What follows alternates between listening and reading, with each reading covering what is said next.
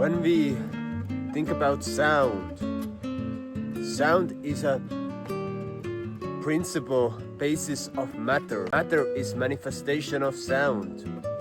And when we feel the sound, when we listen to the sound, we manifest the visual universe and actually the tangible universe around ourselves.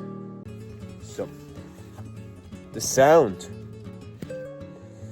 is the principal matter of manifesting stuff.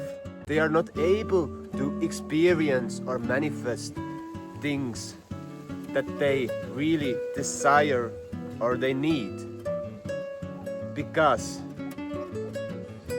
they have created emotional blockages, and there's nothing that could perceive, that could destroy those blockages because they are holding onto it.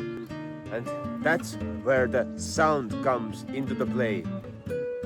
And when we use the sound, we calibrate or actually recalibrate the brain, as we have both sides.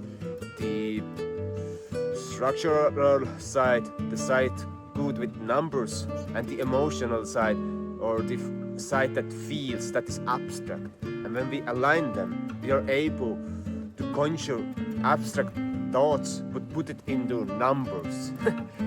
When I've simplified things, by aligning the brain, we are feeling a sense of contentment